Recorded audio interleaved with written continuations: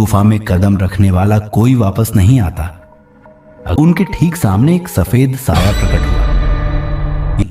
गुफा हिलने लगी। एक जोरदार धमाका हुआ। दो साहसी दोस्तों की एंट्री। एक दिन इस रहस्यमयी गांव में दो दोस्त आए।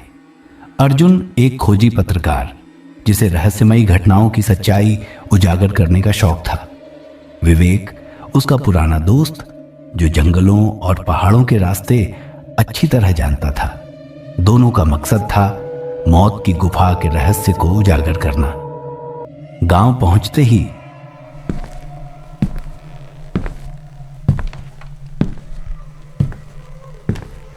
उन्होंने एक बुजुर्ग से पूछा, बाबा, क्या यह सच है कि यहां भूत रहते हैं? बूढ़े बाबा ने कांपती आवाज में कहा, बेटा, यह गांव शापित है।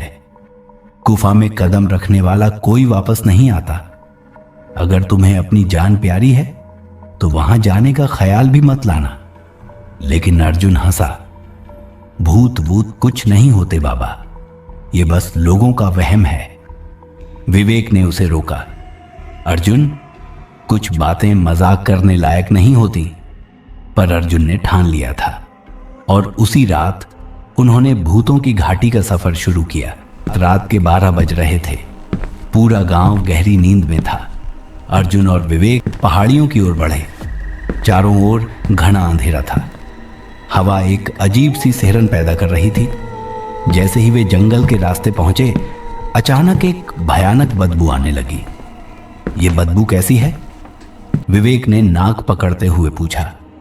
अर्जुन कुछ बोलता, तभी झाड़ियों में से कुछ सरसराने की आवाज आई और देखा कि झाड़ी के पीछे से एक सफेद परछाई तेजी से गुजरी। अर्जुन, वह क्या था? विवेक चिल्लाया।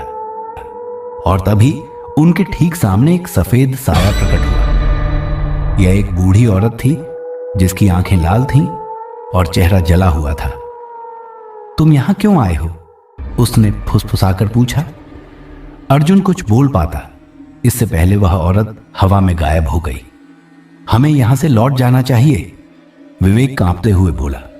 लेकिन अर्जुन आगे बढ़ चला। उसे नहीं पता था कि असली डर अभी बाकी था। रात के 2 बजे वे दोनों गुफा के पास पहुंचे। गुफा के बाहर एक पुराना लकड़ी का बोर्ड टंगा था। जो भी इस गुफा में जाएगा उसकी आत्मा कभी चैन नहीं पाएगी। विवेक ने अर्जुन का हाथ पकड़ लिया। अब भी मौका है, चल वापस चलते हैं। पर अर्जुन पीछे हटने वाला नहीं था।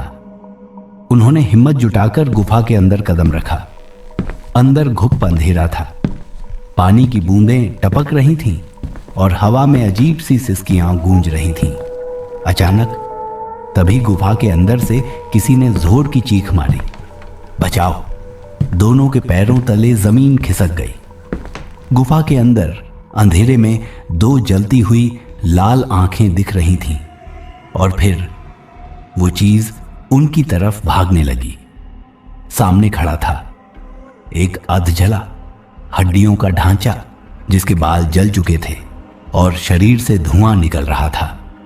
तुम यहां नहीं बचोगे, उसने गहरी आवाज में कहा।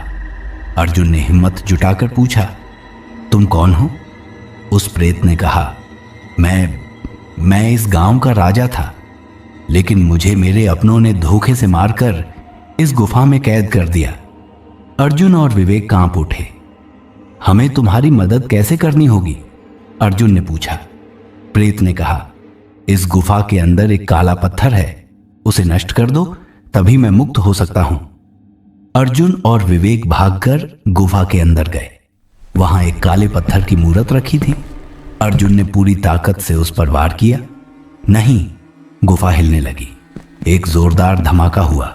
अचानक प्रेत की आत्मा सफेद रोशनी में बदल गई और हवा में विलीन हो गई।